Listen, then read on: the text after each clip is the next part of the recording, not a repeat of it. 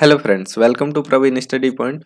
दोस्तों, आज की इस वीडियो में हम क्लास 8 एनसीईआरटी हिस्ट्री का चैप्टर नंबर 1 पढ़ेंगे, जिसका नाम है कैसे, कब और कहाँ। दोस्तों, आज की इस वीडियो में हम पूरे के पूरे चैप्टर को रीड करेंगे, साथ में इसके हार्ड वर्ड्स को भी समझते हुए चलेंगे और जो पैराग्राफ से मीनिंग निकल करके आएगा उसको भी हम समझते हुए चलेंगे। तो चलिए फ्रेंड्स, वीडियो को शुरू करते हैं। लेकिन वीडियो शुरू करने से पहले अगर आप चैनल में नए हैं तो आप चैनल को सब्सक्राइब जरूर कर लें, साथ में बेल आइकन भी जरूर प्रेस कर लें। और इसी तरह के आप और भी वीडियोस देखना चाहते हैं, जैसे class 6 NCERT history, class 7 NCERT history, तो हमारे चैनल में जाकर इन दोनों के अलग अलग प्लेलिस्ट बने हुए हैं, आप वहां से देख सकते हैं। साथ ही प्रतियोगिता दर्पण जैसे मैगजीन पढ़ना चाहते हैं तो इसका भी प्लेलिस्ट बना हुआ है अलग से। आप मार्च की मैगजीन अभी पढ़ सकते हैं। नेक्स्ट जो मंथ में जो मैगजीन आएगा हम उसका भी वीडियो अपलोड कर देंगे, ठीक है। तो दोस्तों, चलिए हम वीडियो को शुरू करते हैं। सबसे फर्स्ट टॉपिक इसमें लिखा हुआ है दोस्तों, तारीखें कितनी महत्वपूर्ण होती है, ठीक है। तो एक वक्त था जब इतिहासकार तारीखों के जादू में ही खोए रहते थे। कब किस राजा की ताजपोशी हुई, कब कौन सा युद्ध हुआ, इन्हीं तारीखों पर गर्मा गर्म बहसें चलती थी। आम समझ के हिसाब से इतिहास को तारीखों का पर्याय माना जाता था। आपने भी लोगों को यह कहते सुना होगा कि इतिहास तो बहुत उबाऊ है भाई, बस तारीखें ही रटते चले जाओ। क्या इतिहास के बारे में यह धारणा सही है? ठीक है। तो आपने भी बहुत लोगों को ये कहते सुना होगा कि इतिहास बहुत उबाऊ है, बस तारीखें ही रटते चले जाओ, इतिहास में सिर्फ डेट ही होता है, बस तारीखें ही होती है। तो ये धारणा सही नहीं है, ठीक है। आगे हम समझेंगे कि ये क्यों सही नहीं। इसमें कोई शक नहीं कि इतिहास अलग अलग समय पर आने वाले बदलावों के बारे में ही होता है। इसका संबंध इस बात से है कि अतीत में चीजें किस तरह की थी और उनमें क्या बदलाव आए हैं।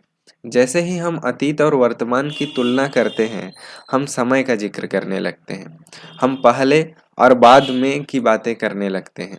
रोजमर्रा की जिंदगी में हम अपने आसपास की चीजों पर हमेशा ऐतिहासिक सवाल नहीं उठाते। हम चीजों को स्वाभाविक मानकर चलते हैं, मानो जो कुछ हम देख रहे हैं या फिर हमें दिख रहा है वह हमेशा से ऐसा ही रहा हो। लेकिन हम सबके सामने कभी कभी अचंभे के क्षण आते हैं। कई बार हम उत्सुक हो जाते हैं और ऐसे सवाल पूछते हैं जो वाकई ऐतिहासिक होते हैं। किसी व्यक्ति को सड़क के किनारे चाय की घूंट भरते देखकर आप इस बात पर हैरान हो सकते हैं कि चाय या कॉफी पीने का चलन शुरू कब से हुआ होगा। रेलगाड़ी की खिड़की से बाहर झांकते हुए आपके जहन में यह सवाल उठ सकता है कि रेलवे का निर्माण कब हुआ होगा। रेलगाड़ी के आने से पहले लोग दूर दूर की यात्रा किस तरह कर पाते थे। सुबह सुबह अखबार पढ़ते हुए आप यह जानने के लिए उत्सुक हो सकते हैं कि जिस जमाने में अखबार नहीं छपते थे, उस समय लोगों को चीजों की जानकारी कैसे मिलती थी, ठीक है। तो इस तरह के ऐतिहासिक सवाल आपको कभी ना कभी परेशान जरूर करते होंगे, ठीक है। सभी के मन में कभी ना कभी इस तरह का सवाल जरूर आता होगा, ठीक है। तो ये जो सवाल है ना, वो इतिहास से संबंधित है, ठीक है। और इन सवालों का जवाब जानने के लिए हमको इतिहास में घुसना, इतिहास में गोते लगाने पड़ते हैं, ठीक है। तो चलिए, हमने ये देखा कि तारीखें कितनी महत्वपूर्ण होती है। तो इतिहास को सिर्फ हम तारीखों से जोड़कर नहीं देख सकते। इतिहास जो है समय समय पर जो बदलती है दुनिया, यानी कि समाज में जो परिवर्तन आता है, उसके इतिहास को भी हम इतिहास के एक रूप में देख सकते हैं, ठीक है। तो हमने ये जो पैराग्राफ पढ़ा उसमें हमें यही चीजें समझ में आई कि तारीखों के अलावे भी इतिहास का एक अलग महत्व है, ठीक है। नेक्स्ट हम ये पढ़ेंगे, ये सारे ऐतिहासिक सवाल हमें समय के बारे में सोचने के लिए प्रेरित कर देते हैं। समय को हमेशा साल या महीनों के पैमाने में नहीं देखा जा सकता। कई बार ऐसी प्रक्रियाओं के लिए भी कोई तारीख तय करना वाकई गलत होता है, जो एक लंबे समय से चलती आ रही है। भारत में लोगों ने अचानक एक दिन सुबह सवेरे चाय पीना शुरू नहीं किया था। इसका स्वाद धीरे धीरे ही उनकी जुबान पर चढ़ा था। इस तरह की प्रक्रियाओं के लिए कोई स्पष्ट तिथि नहीं हो सकती। इसी तरह हम ब्रिटिश शासन की स्थापना के लिए भी कोई एक तिथि नहीं बता सकते। राष्ट्रीय आंदोलन किस दिन शुरू हुआ या अर्थव्यवस्था या समाज में किस दिन बदलाव आए, यह बताना भी संभव नहीं है। ये सारी चीजें एक लंबे समय में घटती है और ऐसे में सिर्फ एक अवधि की ही बात कर सकते हैं, ठीक है। हम एक अवधि की बात कर सकते हैं कि इस टाइम पीरियड में ये चीजें हुई।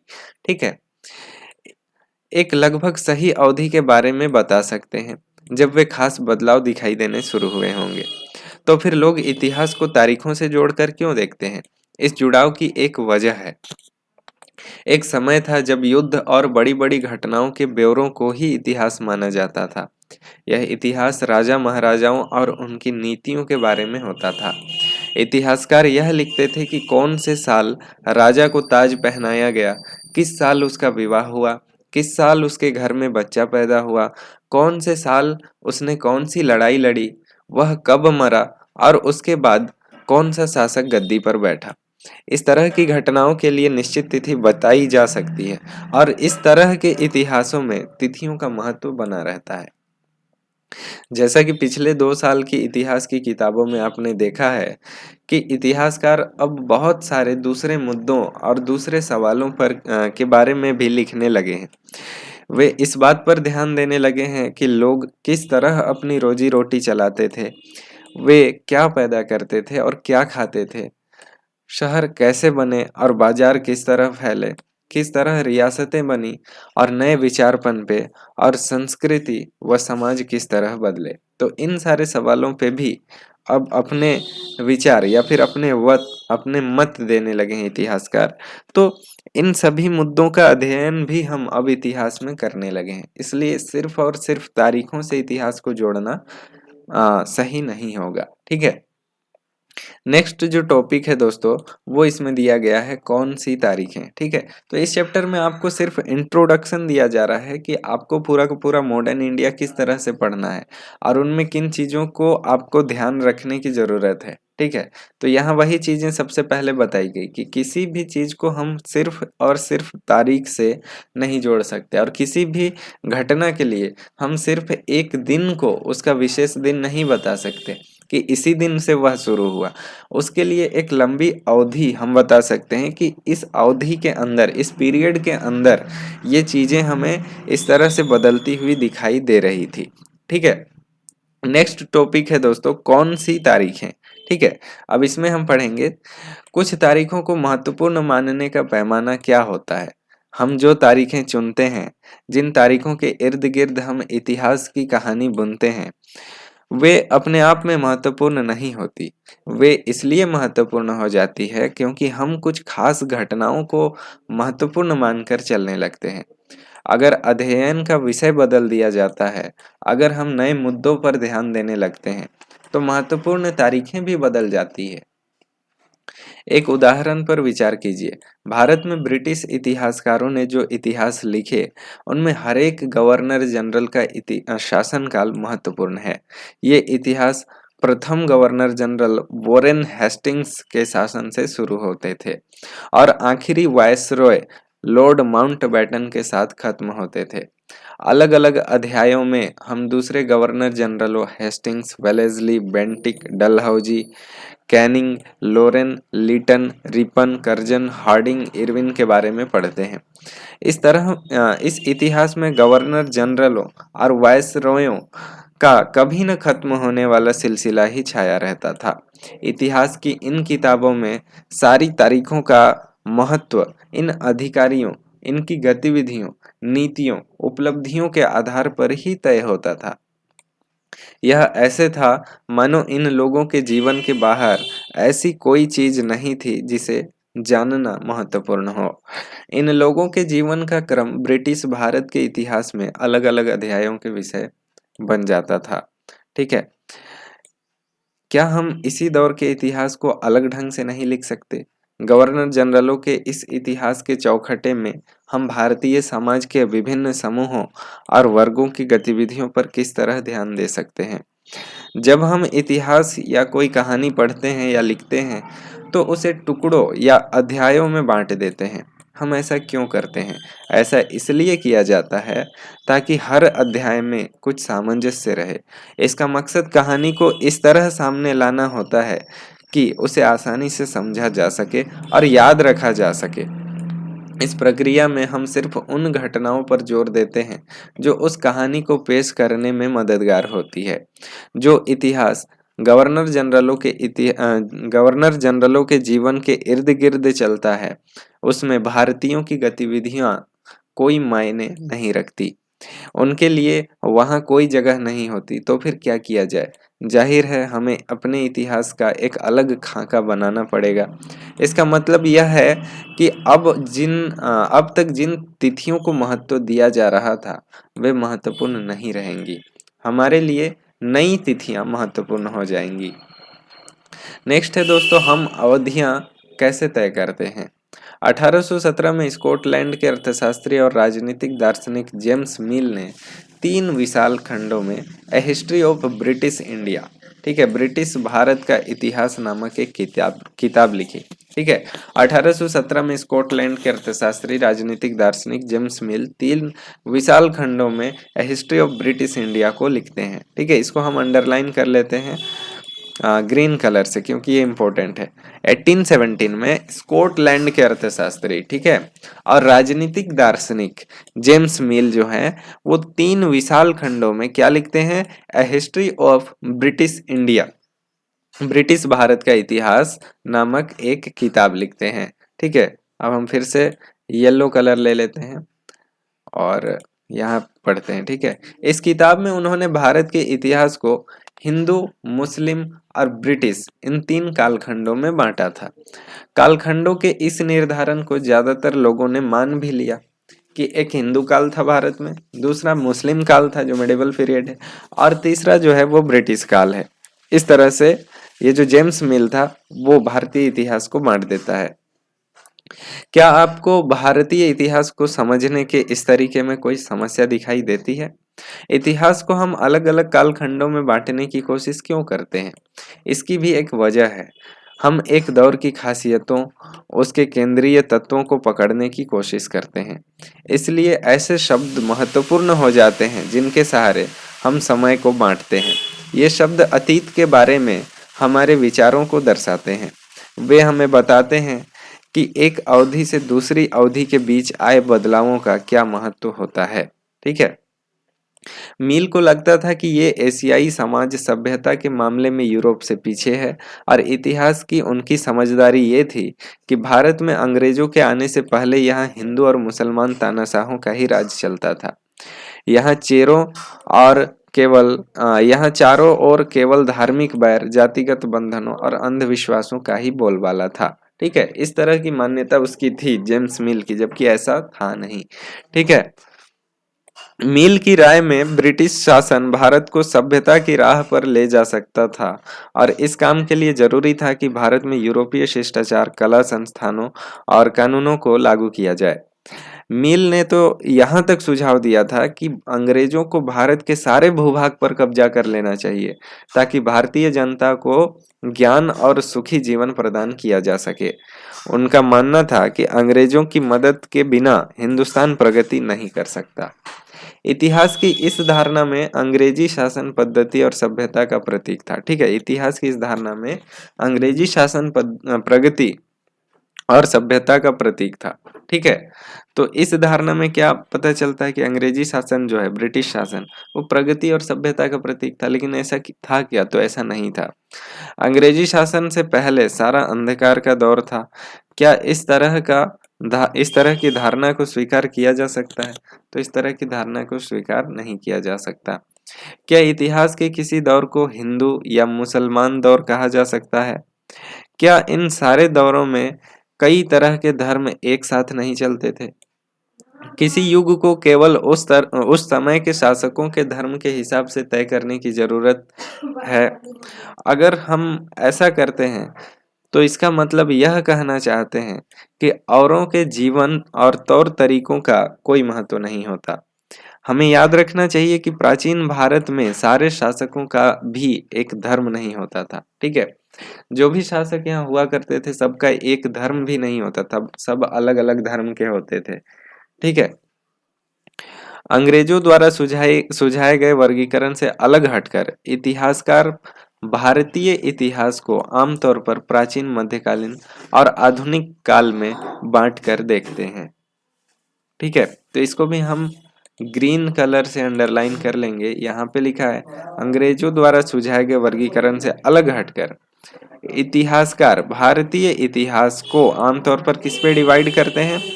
प्राचीन इतिहास, मध्यकालीन इतिहास और आधुनिक इतिहास। ठीक है, लेकिन इस कालखंड की अपनी अलग समस्या है। इस विभाजन की क्या समस्या है तो यहाँ देखिए, इस विभाजन की भी अपनी समस्याएं हैं। इतिहास को इन खंडों में बांटने की यह समझ भी पश्चिम से आई है। पश्चिम में आधुनिक काल को विज्ञान, तर्क और लोकतंत्र, मुक्ति या फिर समानता जैसे आधुनिकता की ताकतों के विकास का युग माना जाता है, और उनके लिए मध्यकालीन समाज में वे समाज थे उनके लिए मध्यकालीन समाज वे समाज थे जहां आधुनिक समाज की ये विशेषताएं नहीं थी। क्या हम अपने अध्ययन के लिए आधुनिक काल की इस अवधारणा को बिना सोचे विचारे ऐसे ही अपना सकते हैं? जैसा कि आप किताबों में देखेंगे, अंग्रेजों के शासन में लोगों के पास समानता, स्वतंत्रता या मुक्ति नहीं थी, न ही यह आर्थिक विकास और प्रगति का दौर था।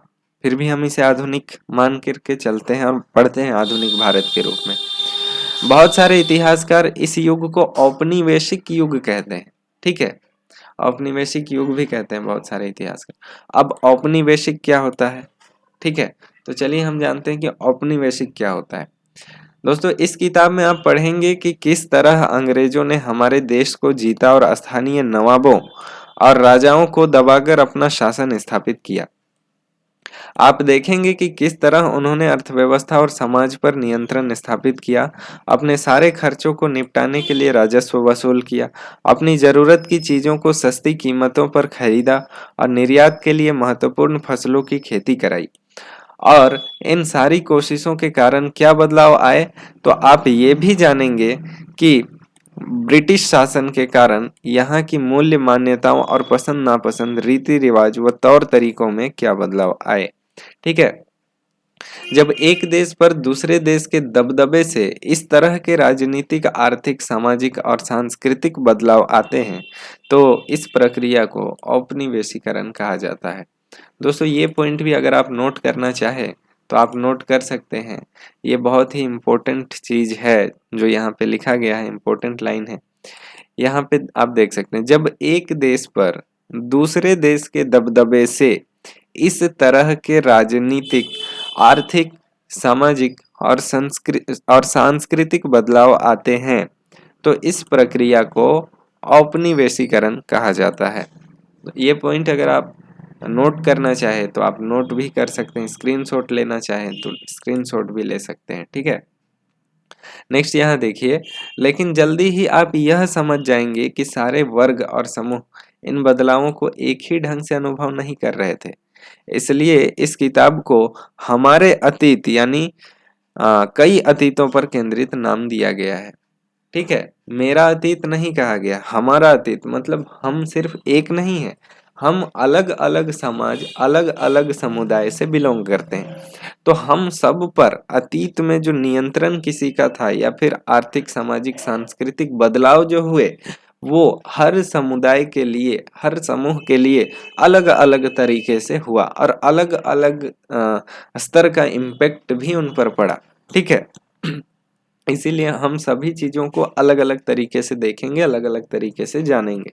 इसलिए इस किताब का नाम भी हमारे अतीत यानी कई अतीतों पर केंद्रित माना गया है। ठीक है, नेक्स्ट जो टॉपिक है दोस्तों, ये है हम किस तरह जानते हैं। तो किस तरह जानते हैं, पहला हम जानेंगे कि प्रशासन अभिलेख तैयार करता है। ठीक है, उससे हमको पता चलता है। दूसरा, सर्वेक्षण का बढ़ता महत्व, सर्वेक्षण से हम जानते हैं। फिर अधिकृत रिकॉर्ड से हमें क्या पता नहीं चलता। ठीक है, तो इस तरह से हम ये जानेंगे कि हमें पता किस तरह से चलता है कि ये चीजें हुई। ठीक है, या फिर क्या करना चाहिए, ये सब। नेक्स्ट देखिए, भारतीय इतिहास के पहले 250 साल का इतिहास लिखने के लिए इतिहासकार कौन कौन से स्रोतों का इस्तेमाल करते हैं, हम इन चीजों के बारे में जानेंगे। ठीक है, कि क्या क्या स्रोत इस्तेमाल किए गए हैं पहले 250 साल के इतिहास को लिखने के लिए। ठीक है, तो फर्स्ट तो ये है कि प्रशासन अभिलेख तैयार करता है। इसमें क्या लिखा है वो देखिए, अंग्रेजी शासन द्वारा तैयार किए गए सरकारी रिकॉर्ड इतिहासकारों का एक महत्वपूर्ण साधन होते हैं। ठीक है। अंग्रेजों की मान्यता थी कि चीजों को लिखना बहुत महत्वपूर्ण होता है। उनके लिए हर निर्देश, हर योजना, नीतिगत फैसले, सहमति, जांच को साफ साफ लिखना जरूरी था। ऐसा करने के बाद चीजों का अच्छी तरह से अध्ययन किया जाता था और उन पर वाद विवाद किया जा सकता था। ठीक है, ताकि उन पर बाद बाद में वाद विवाद भी किया जा सका। ठीक है। इस समझदारी के चलते ज्ञापन, टिप्पणी और प्रतिवेदन पर आधारित शासन की संस्कृति पैदा हुई। अंग्रेजों को यह भी लगता था कि तमाम अहम दस्तावेजों और पत्रों को संभाल कर रखना भी जरूरी है। लिहाजा उन्होंने सभी शासकीय संस्थानों में अभिलेख कक्ष भी बनवा दिए। ठीक है, अभिलेख कक्ष अलग से बनवा दिए वो लोग, क्योंकि उनको लगता था कि ये जो डॉक्यूमेंट्स हैं उनको सही से रखना भी जरूरी है, नहीं तो बर्बाद हो जाएगा, तो उसको लिख के फायदा क्या है फिर बाद में। ठीक है। तहसील के दफ्तर, कलेक्ट्रेट, कमिश्नर के दफ्तर, प्रांतीय सचिवालय, कचहरी, सबके अपने अपने रिकॉर्ड रूम होते थे। ठीक है। महत्वपूर्ण दस्तावेजों को बचाकर रखने के लिए अभिलेखागार यानी आर्काइव और संग्रहालय जैसे संस्थान भी बनवाए गए। ठीक है। 19वीं सदी की शुरुआत में प्रशासन की एक शाखा से दूसरी शाखा के पास भेजे गए पत्रों और ज्ञापनों को आप आज भी अभिलेखागार में देख सकते हैं। वहां आप जिला अधिकारियों द्वारा तैयार किए गए नोट्स और रिपोर्ट्स पढ़ सकते हैं, या ऊपर बैठे अफसरों द्वारा प्रांतीय अधिकारियों को भेजे गए निर्देश और सुझाव भी देख सकते हैं। 19वीं सदी के शुरुआती सालों में इन दस्तावेजों की सावधानीपूर्वक नकलें बनाई जाती थी। उन्हें खुशनवीसी के माहिर लिखते थे। खुशनवीसी मतलब जो सुंदर, जिनका हैंडराइटिंग होता था, जो हूबहू नकल कर लेते थे, उन लोगों को खुशनवीसी कहा जाता है। ठीक है। जैसे खुशनवीसी के माहिर लिखते थे, जैसे क्या है खुशनवीसी? खुशनवीसी या सुलेख नवीस ऐसे लोग होते थे जो बहुत सुंदर ढंग से चीजें लिखते थे। ठीक है। ठीक है, बहुत सुंदर ढंग से जो चीजें लिखते थे उनको खुशनवीस या सुलेख नवीस कहा जाता था। 19वीं सदी के मध्य तक छपाई तकनीक भी फैलने लगी थी। ठीक है। 19th सेंचुरी के मध्य तक छपाई तकनीक भी फैलने लगी थी, प्रिंटिंग प्रेस। इस तकनीक के सहारे अब प्रत्येक सरकारी विभाग की कार्रवाइयों को दस्तावेजों की कई कई प्रतियां बनाई जाने लगी थी।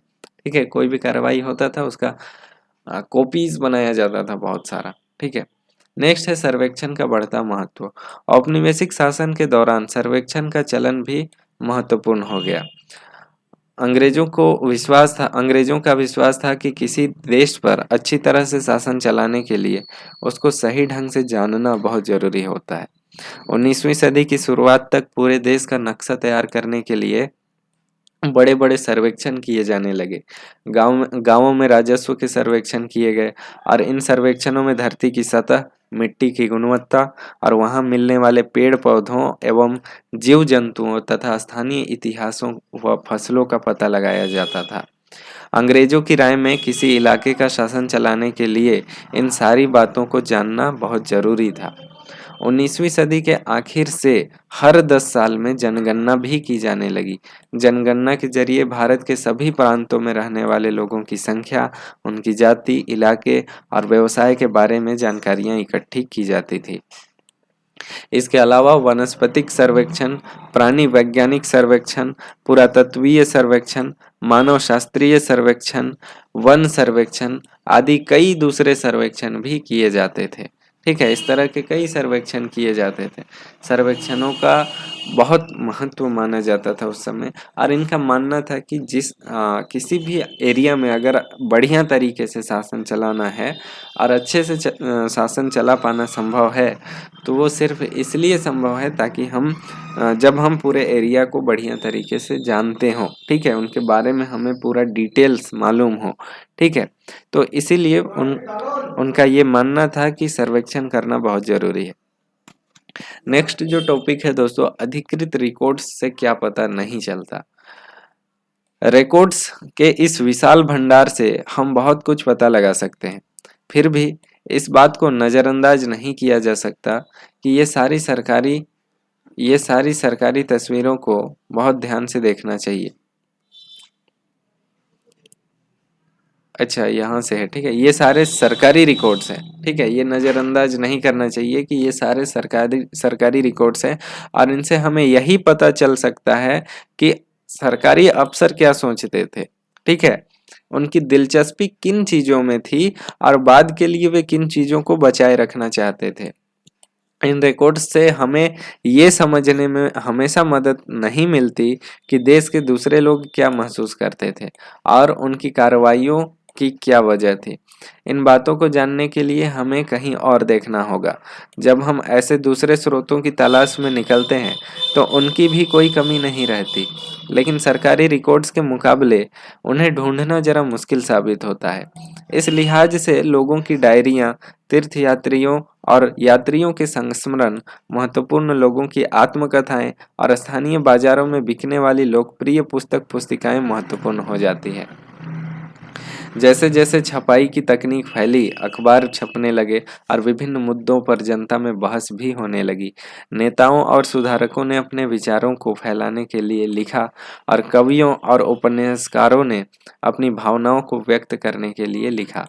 लेकिन ये सारे स्रोत उन लोगों ने रचे हैं जो पढ़ना लिखना जानते हैं। इनमें हमें यह पता इनसे हमें यह पता नहीं लगता है कि आदिवासी, किसान और खाद्यान्न में काम करने वाले मजदूर या सड़कों पर जिंदगी गुजारने वाले गरीब किस तरह के अनुभव से गुजर रहे थे, ठीक है। अगर हम थोड़ी और कोशिश करें तो हमें इसके बारे में भी जानकारी मिल सकती है। जैसे जैसे आप इस किताब में आगे बढ़ेंगे आपको यह बात समझ में आने लगेगी, ठीक है। तो दोस्तों, इस चैप्टर में हमने सिर्फ यही सीखा कि कौन कौन सी चीज़ें हमें मॉडर्न इंडिया को पढ़ने से पहले जाननी चाहिए, तारीखें कितनी महत्वपूर्ण होती है, अवधियों का क्या रोल है, ठीक है। अवधियों यानी पीरियड्स का क्या रोल है, टाइम पीरियड्स का, ठीक है। उसके बाद क्या है कि सर्वेक्षण क्यों जरूरी है, मतलब हम किस तरह से इतिहास को पता लगाते हैं, ठीक है, और उसमें क्या समस्याएं आती है, ठीक है। तो इस दौर के इतिहास को जब हम पता लगाते हैं तो इसमें सरकारी रिकॉर्ड्स बहुत इम्पोर्टेंट हो जाते हैं, ठीक है। लेकिन बाद में हमने लास्ट पैरा में ये भी देखा कि सरकारी रिकॉर्ड से हमें बहुत कुछ तो पता चलता है, लेकिन अगर हम सरकारी रिकॉर्ड से ही पूरे इतिहास का वर्णन करें तो हमें उसमें एक पक्ष नहीं दिखाई देता।